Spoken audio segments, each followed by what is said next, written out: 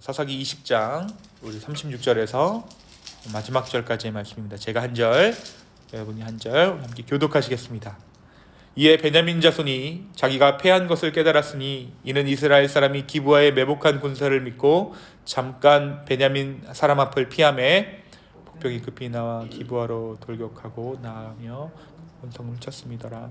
처음에 이스라엘 사람과 복병 사이에 약속하기를 성읍에서 큰 연기가 치솟는 것으로 군호를 삼자 하고 이스라엘 사람은 싸우다가 물러가고 베냐민 사람 이스라엘 사람 30명을 가량을 쳐 죽이기를 시작하며 이르기를 이들이 틀림없이 처음 싸움같이 우리에게 패한다 하다가 연기구름이 기둥같이 성읍 가운데에서 치솟을 때에 베냐민 사람이 뒤를 돌아보매 온 성읍의 연기가 하늘에 닿았고 이스라엘 사람은 돌아서는지라 베냐민 사람들이 화가 자기들에게 미친 것을 보고 심히 놀라 이스라엘 사람 앞에서 몸을 돌려 광야길로 행하였으나 군사가 급히 추격하며 각 성읍에서 나온 자들을 그 가운데서 진멸하니라. 그들이 베냐민 사람을 에워싸고 기브아 앞 동쪽까지 추격하며 그 쉬는 곳에서 짓밟음에 베냐민 중에서 엎드러진 자가 18,000명이니 다 용사더라. 그들이 몸을 돌려 광야로 도망하였으나 림몬 바위에 이르는 큰 길에서 이스라엘이 또 5,000명을 일삭죽듯 하고 또 급히 그 뒤를 따라 기돔에 이르러 또 2,000명을 죽였으니 이날에 베냐민 사람으로서 칼을 빼는 자가 다 엎드러진 것이 모두 25,000명이니 다 용사였더라. 베냐민 사람 600명이 돌이켜 광야로 도망하여 림몬 바위에 이르러 거기서 넉 달 동안을 지냈더라. 함께 읽습니다. 이스라엘 사람이 베냐민 자손에게로 돌아와서 온 성읍과 가축과 만나는 자들 다 칼날로 치고 닥치는 성읍은 모두 다 불살랐더라. 아멘. 우리가 어제 말씀을 통해서 한 레위인이 당한 비극적인 일을 함께 보았습니다. 첩을 두었던 레위인의 비극이었어요. 그 일은 레위인 한 사람이 당한 개인적인 일이었지만 그 일을 통하여서 우리는 이스라엘이 하나님으로부터 얼마나 멀어졌는지 그들이 얼마나 타락했는지를 알 수 있는 본문이었습니다. 그것이 사사기 20장의 내용이었어요. 그리고 오늘 20장에서 19장 내용 다음에 오늘 20장에서 그 일이 마침내 이스라엘 전체의 분열을 가지고 옵니다. 그들이 서로 죽이는 것이에요. 오늘 저와 여러분이 읽으신 이 본문의 내용이 이스라엘 민족이 다른 가나안 족속들을 치는 내용이 아니라 이스라엘 연합군이 베냐민 지파를 진멸하고 있는 내용이에요. 베냐민이 어떤 아들이었습니까? 그 야곱이 가장 사랑하던 아들 요셉의 동생으로서 정말 하나님의 사랑하시는 아들, 그 가문 가운데 사랑받던 막내 동생이었는데 오늘 그 막내 동생의 후손들이 이스라엘 연합군에 자기 형제의 연합군에 의해서 처참히 죽임을 당하는 본문이 오늘 본문입니다. 이제 이 기브아 불량자들이 레위인의 첩을 욕보이고 죽인 일로 말미암아서 이스라엘 전역이 흥분하게 됩니다. 그래서 그들이 모두 다시 한번 미스바에 모여요. 사건의 당사자, 그러니까 자기 첩의 시체 토막을 각 지파로 보냈던 이 레위인이 기브아 사람들의 이 망령되고 이 음행을 고발하기 시작합니다. 그 수많은 사람들이 모였을 때 그 레위인이 앞에 나와서 그 일을 고발해요. 결국 이스라엘 총회의 어른들은 모두 베냐민의 이와 같은 행동에 대해 징계를 해야 한다라고 결정을 내립니다. 이와 같은 결정에 따라서 이스라엘의 연합군 대표는 베냐민을 찾아가서 그 불량자들을 그 사람들을 내놓으라고 요구합니다. 하지만 베냐민이 그 물음에 그 청에 응하지 않아요. 오히려 이스라엘 연합군과 전쟁을 결정하게 됩니다. 규모로 보나 명분으로 보나 이 전쟁은 당연히 이스라엘 연합군의 승리로 끝이 날 것처럼 보입니다. 하지만 그렇지 못했어요. 전쟁이 있기 전에 이스라엘이 베델에 올라가서 이 전쟁에 대해서 하나님께 물었습니다. 하나님은 유다부터 먼저 올라가다라고 말씀하세요. 그러나 이 베냐민과의 첫 전쟁에서 이스라엘 연합군이 처참하게 지고 맙니다. 이에 연합한 이스라엘이 다시 한번 하나님께 올라가서 울면서 하나님의 뜻을 묻습니다. 이 두 번째 물음에서도 하나님께서 다시 한번 이스라엘에게 싸우라고 말씀하십니다. 그런데 두 번째 올라갔던 이 전쟁에서도 이스라엘이 져요. 완전 집니다. 망연자실해진 이스라엘 연합군이 다시 울면서 날이 저물도록 금식하면서 하나님 앞에 번제와 화목제물을 드렸습니다. 그리고 세 번째 하나님의 뜻을 묻습니다. 그때 그들 가운데 언약궤가 있었고 아론의 자손인 비느하스가 제사장으로 그 앞에 있었습니다. 이스라엘이 다시 묻습니다. 베냐민 자손과 싸우리이까 말리이까? 하나님께서 다시 한번 올라가라고 말씀해 주세요. 내일은 그들을 너희에게 넘겨주겠다. 이스라엘 백성들이 다시 베냐민을 향해서 나아갑니다. 이 세 번째 전투에서도 처음에는 이스라엘이 베냐민에게 패배하는 것처럼 보였어요. 하지만 안심하고 이스라엘을 쫓던 베냐민을 속이고 복병으로 있던 이스라엘이 기브아 성읍을 공격해서 그 성읍을 불태우기 시작합니다. 이 베냐민이 광야로 도망치지만 이스라엘 연합군이 막 추격해서 그들을 죽이고 2만 5천 명이 죽습니다. 2만 6천 명 중에 2만 5천 명이 죽고 만 것이에요. 베냐민 진파의 군대 중에 소수만 남아서 오늘 말씀에 우리가 읽은 것처럼 림몬 바위에서 생명을 유지할 수 있는 정도가 되었습니다. 이것이 사사기 20장의 내용입니다. 오늘 말씀이 우리에게 무엇을 말해주고 있을까요? 사실 이 전쟁에서 심판받은 것은 베냐민 지파인 것처럼 보이지만 이 일을 통해 하나님께서는 이스라엘 모두에게 하나님의 메시지를 전하세요. 앞에 두 번의 전쟁에서는 이스라엘을 심판하셨고 마지막은 이 사건에 대한 심판으로 베냐민을 벌하신 것입니다. 이들이 잘 보면 이 전쟁이 하나님의 뜻에 의해서 이루어진 것처럼 보여요. 미스바에 모여서 힘을 합했고 베냐민에 대한 징계에 대해서 뜻을 모읍니다. 그러나 하나님께서 이스라엘을 징계하실 때에는 어떻게 하셨습니까? 이스라엘 스스로 그 지파 가운데 서로를 죽이고 전쟁하는 것이 아니라 다른 이방의 민족들을 하나님의 회초리로 사용하셨죠.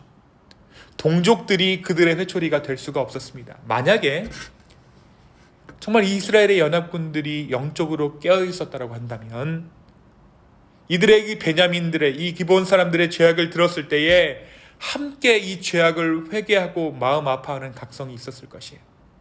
그리고 베냐민 보고 이 일을 회개하라 라고 말했을 것입니다. 그런데 오늘 말씀에서 보면 그 죄인들을 내놓으라 한 것이에요. 이 이스라엘이 모여서 이 죄인들을 내놔라, 우리가 그를 처벌하고 처단하겠다. 결국 자기들 역시 베냐민보다 조금 더 나을 것이 없는 그러한 상황에서 그들은 심판자라는 명분으로 그들의 죄를, 그들 스스로의 죄를 가리려고 했던 것입니다. 그들은 스스로 하나님이 되었고 왕이 되었고 스스로 심판자라는 이름표를 달았습니다. 사랑하는 여러분, 우리가 죄에 대해서 해결할 때 이와 같은 방법을 사용하곤 합니다.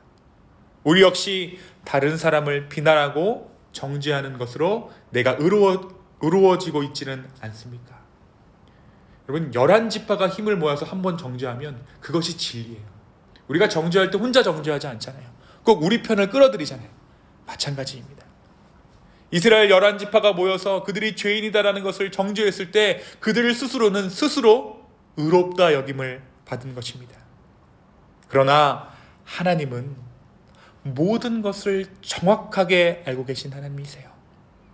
때로 우리는 우리가 속한 한국 교회를 비난하고 누군가의 잘못을 비난하면서 나는 그들과 다르다라고 생각하지는 않았습니까?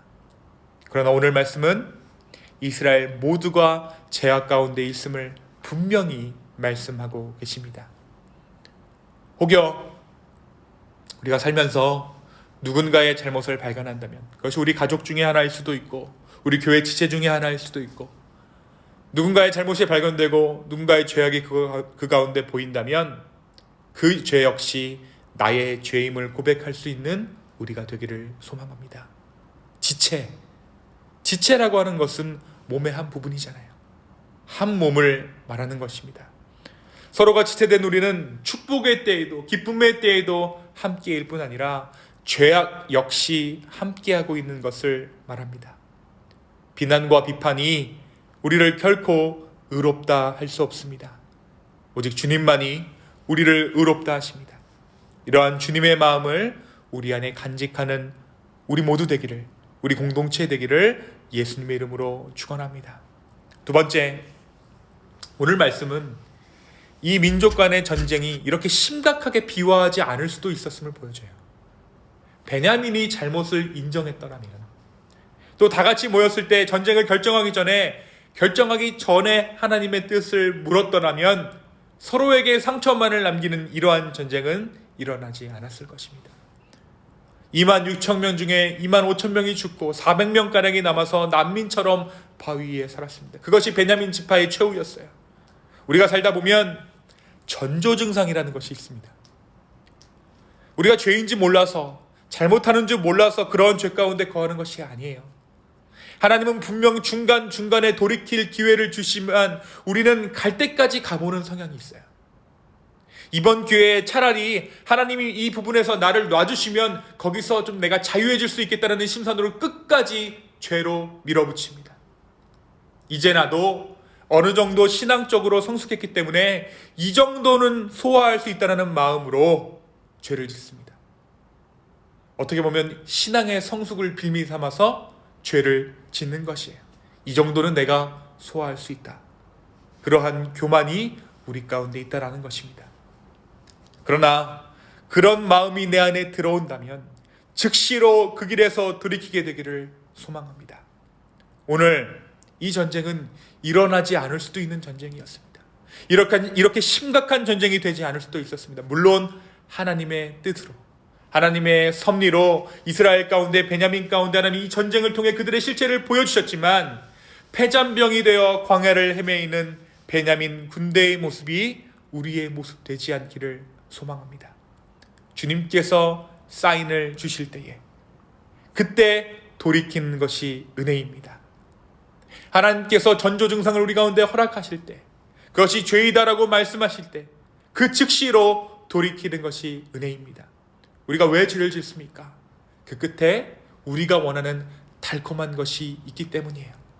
그러나 하나님 안에서 정도를 걷는 것이 더 큰 축복임을, 하나님께서 우리 가운데 허락하시는 그 축복이 진짜 축복임을 인정하는, 정말 하나님께서 주시는 것만이 진짜 나에게 축복임을, 내가 얻는 것이 아니라 주님께서 주시는 것, 그것을 얻음으로 만족하는 인생 되어지기를 예수 그리스도의 이름으로 축원합니다. 이 시간 함께 기도하시겠습니다. 주님, 하나님께서 허락하신 오늘의 말씀을 우리의 삶 가운데 거울 삼기를 원합니다. 주님, 우리가 혹여 우리의 비난과 비판으로 나를 의롭게 하고 있지는 않습니까? 다른 사람과 연합한 비판으로 정말 그 사람 하나를 죄인 만듦으로 나는 의롭다 말하고 있지는 않습니까? 오직 우리를 의롭다 하시는 분은 예수 그리스도의 복음인 줄로 믿습니다. 주님, 우리가 그 악한 길에서 떠나기를 소망하오니 주님, 우리를 인도하여 주시옵소서. 주님, 또한 우리의 마음 가운데 끝까지 죄를 짓고자 하는 마음이 있지는 않습니까? 주님, 우리가 즉시로 돌이키기를 원합니다. 주님, 우리의 생각과 우리의 마음과 우리의 행동 하나하나를 주님께서 붙잡아 주시옵소서. 오늘 하루의 삶을 주 앞에 올려드립니다. 우리를 인도하여 주시옵소서. 성령 하나님, 우리의 기도 가운데, 우리의 묵상 가운데 함께하여 주시옵소서. 감사합니다. 이번 말씀 살아계신 예수님의 이름으로 기도하였습니다. 아멘.